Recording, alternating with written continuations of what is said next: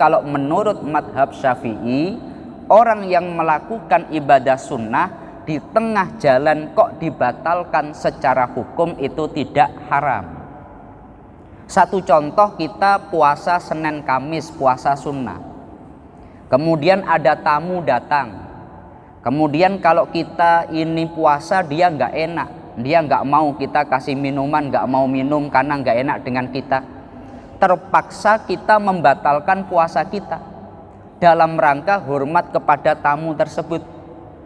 Nah ini nggak apa-apa menurut madhab Syafi'i, nggak harus diulang.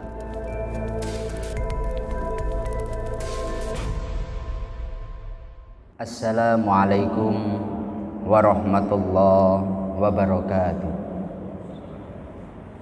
Alhamdulillah wa syukrulillah wa bini'matillah la hawla wa la quwwata illa billah. Rabbi shrah li sadri wa yassir li amri wahlul 'uqdatam min lisani yafqahu qawli. Kepada yang kami muliakan segenap jamaah Masjid Agung Batam yang dirahmati Allah Subhanahu wa ta'ala, seperti biasa setelah melaksanakan sholat duhur, sejenak marilah kita bersama-sama mengikuti kajian tafsir Asy-Syafi'i selama kurang lebih 10 menit ke depan. Marilah kita bersama-sama niat thalabul ilmi dan juga niat iktikaf di masjid kita ini, agar duduk kita bersama oleh Allah dicatat sebagai ibadah. Adapun pembahasan kita dalam kesempatan kali ini di dalam surat Muhammad ayat 33, Allah berfirman, Bismillahirrahmanirrahim. Ya ayyuhalladzina amanu ati'ullaha wa ati'ur rasula wa la tubtilu a'malakum. Yang maknanya, hai orang-orang yang beriman, taatilah Allah dan taatilah Rasul, dan jangan kalian rusak pahala amal kalian. Di dalam kitab Imam Asy-Syafi'i beliau berkata, Nabi memberitahukan bahwa ijtihad dilakukan setelah ketetapan hukum tidak ditemukan di dalam kitab Allah dan sunnah Rasulnya. Hal ini didasarkan pada firman Allah, Ya ayyuhalladzina amanu ati'ullaha wa ati'ur rasul. Ayat yang kita bahas ini adalah ayat perintah, yakni Allah memerintahkan kepada orang-orang yang beriman untuk senantiasa taat kepada Allah dan taat kepada Rasulnya, dan jangan membatalkan amal-amal mereka. Karena kewajiban taat inilah, bila ada satu ketetapan yang ada di dalam Al-Quran atau yang ada di dalam hadis, maka ya tidak ada namanya ijtihad. Menurut Imam Asy-Syafi'i, bila sudah ada sebuah ketetapan hukum, maka tidak ada ruang ijtihad. Baru kalau memang tidak ada ketetapan nasnya, hukum yang jelas terkait perkara itu tidak ditemukan, maka seorang mujtahid dia bisa ijtihad. Yang kedua, dalam tafsir Qurtubi di sana disebutkan bahwa ayat ini menjadi dasar daripada para ulama-ulama, terutama ulama Malikiyah, ulama Hanafiyah. Orang yang dia sudah masuk dalam sebuah ibadah, dia tidak diperbolehkan untuk membatalkan ibadah tersebut. Karena Allah berfirman, wala tubtilu a'malakum, dan jangan kalian batalkan amal kalian. Ihtajja ulama'una wa ghairuhum bihadhil ayati ala anna tahallula minat tatawwu'i sholatan kana aw sauman ba'da talabbus bihi la yajuzu li'anna fihi ibtalul amali wa qad nahallahu anhu. Karena Allah telah melarang, maka orang yang dia sudah masuk dalam sebuah ibadah tidak boleh membatalkannya.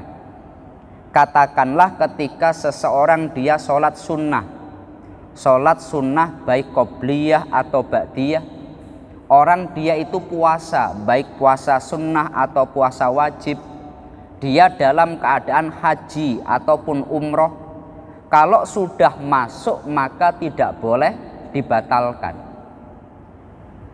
Kenapa? Karena Allah melarang hal itu. Kalau sampai dibatalkan, maka dia harus mengqadha atau menggantinya. Tetapi hal ini terjadi perbedaan. Kalau menurut Imam Asy-Syafi'i berbeda, bahwasanya untuk satu ibadah yang wajib maka tidak boleh dibatalkan. Kalau dibatalkan haram. Kita di tengah-tengah sholat duhur, kemudian ada handphone berbunyi, kita batalkan sholat kita untuk mengangkat handphone, batal. Karena kita membatalkan ibadah kita. Kita puasa Ramadan, kemudian kita itu di tengah-tengah puasa kita minum, kita makan, maka haram karena membatalkan ibadah puasa. Yang itu statusnya wajib. Tapi kalau untuk satu perkara yang sunnah, Imam Asy-Syafi'i berbeda dengan Imam Hanafi dan Imam Malik. Menurut Imam Asy-Syafi'i, wa qala man ajaza dzalika wa huwa al-imamu Asy-Syafi'i wa ghairuhu al-muradu bidzalika ibtalu sawabil amal al-mafrudi. Yang dilarang dalam ayat ini hanya untuk ibadah fardu, sedangkan ibadah yang sunnah itu tidak. Karena ada satu hadis sebagai pembanding di dalam hadis riwayat Imam At-Tirmidzi, yang hadis itu disahihkan oleh Imam Hakim.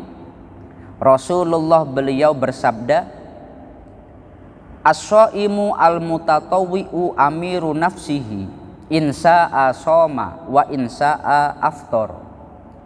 Orang yang dia melakukan ibadah sunnah, dia itu punya kendali atas dirinya sendiri, maka dia bisa melanjutkan puasa atau dia bisa membatalkannya. Berdasarkan hadis itu, orang yang melakukan ibadah sunnah berarti dia itu punya kendali atas dirinya. Dia bisa meneruskan ibadah sunnah sampai selesai, dia bisa berhenti di tengah jalan. Maka berdasarkan hadis itu, kalau menurut madhab Syafi'i, orang yang melakukan ibadah sunnah di tengah jalan kok dibatalkan secara hukum itu tidak haram. Satu contoh, kita puasa Senin Kamis, puasa sunnah. Kemudian ada tamu datang. Kemudian kalau kita ini puasa, dia nggak enak, dia nggak mau kita kasih minuman, nggak mau minum karena nggak enak dengan kita.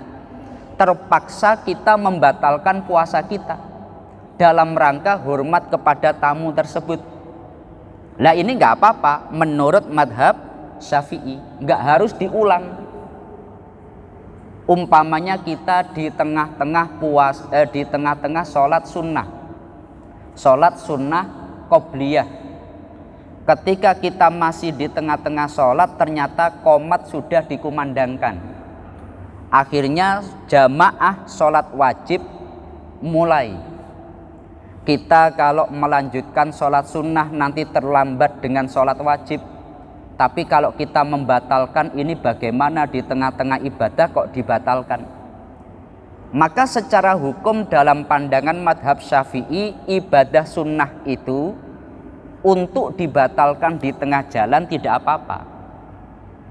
Umpamanya kita sholat tahajud, tiba-tiba ada orang tua memanggil, kemudian kita membatalkan sholat kita demi memenuhi panggilan orang tua, ini tidak apa-apa menurut madhab Syafi'i. Tapi kalau menurut madhab yang lain, madhab Hanafi, madhab Maliki, itu kalau dibatalkan orang itu harus mengulang kembali, harus diqodho, harus diulang kembali, karena itu tidak diperkenankan. Ada perbedaan hukum terkait mensikapi ayat yang kita bahas. Selanjutnya dari sisi asbabun nuzul ini bagaimana? Kalau di dalam tafsir Ibnu Katsir, di dalam tafsir Alusi, banyak para sahabat Nabi dulu itu mereka punya sebuah pandangan, ketika seseorang sudah iman kepada Allah, la ilaha illallah, ibadahnya, kebaikannya tidak akan bisa gugur. Ibadahnya, kebaikannya tidak mungkin bisa batal. Sama seperti orang yang dia mengsekutukan Allah, orang musyrik, sebanyak apapun ibadahnya tidak mungkin bisa diterima. Di dalam beberapa riwayat mereka yarawna ashabu Rasulillah annahu la yadurru ma'a la ilaha illallah dzambun kama la yanfa'u ma'asyirki amalun. Mereka menyangka orang kalau sudah Islam semua amal kebaikannya yaitu akan diterima Allah, sama seperti orang yang musyrik semua amalnya tidak akan pernah diterima Allah. Tapi kemudian Allah menurunkan ayat ini, atiullaha wa atiur rasula wa la tubtilu a'malakum. Taatlah kepada Allah, taatlah kepada Rasul Allah, dan jangan batalkan amal kalian. Akhirnya para sahabat sadar, meskipun mereka Islam tetapi itu bisa saja batal.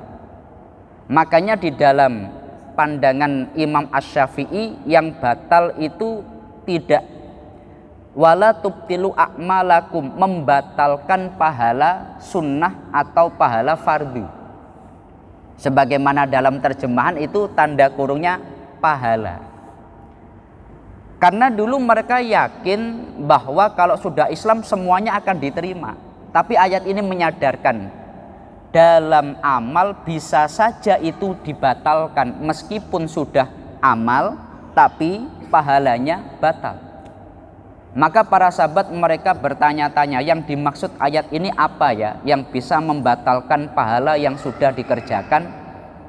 Maka mereka berpendapat bil kabair, dosa-dosa besar. Akhirnya para sahabat itu mereka susah bila melihat ada saudaranya yang melakukan dosa besar. Wah, ini semua pahala-pahala yang pernah didapat batal ini. Ada orang melakukan dosa besar, mereka senantiasa memberi nasihat, kamu jangan melakukan itu karena pahala-pahalamu akan batal. Allah kemudian menurunkan ayat lanjutan, innallaha la yaghfiru ayyushraka bihi wa yaghfiru ma duna dzalika liman yasha. Enggak seperti itu para sahabat. Allah akan tetap mengampuni semua dosa kecuali dosa syirik. Selama orang itu tidak syirik, dosa sebesar apapun akan diampuni Allah Subhanahu wa ta'ala. Maka ini menjadi latar belakang turunnya daripada ayat ini. Para sahabat itu awalnya mereka merasa aman, kalau sudah amal pasti diterima Allah. Ternyata Allah menjelaskan bisa saja satu amal yang sudah dikerjakan itu pahalanya batal. Tapi selama dia memohon ampun kepada Allah, semua dosa-dosanya akan diampuni kecuali dosa mengsekutukan Allah Subhanahu wa ta'ala. Nah, ini pembahasan kita pada kesempatan kali ini. Semoga Allah senantiasa memberikan kita semuanya hidayah, maunah, inayah, dan semoga kita semuanya oleh Allah dijadikan orang yang bisa senantiasa taat kepada Allah dan taat kepada Rasulnya. Al-Fatihah. A'udzubillahi minasyaitonirrajim. Bismillahirrahmanirrahim. Alhamdulillahirabbil alamin arrahmanirrahim maliki yaumiddin. Iyyaka na'budu wa iyyaka nasta'in ihdinas siratal mustaqim siratal ladzina an'amta 'alaihim ghairil maghdubi 'alaihim waladdallin. Amin. Kurang lebihnya dari kami mohon maaf. Akhirul qauli wallahul muwaffiq ila aqwamit thoriq. Wassalamualaikum warahmatullahi wabarakatuh.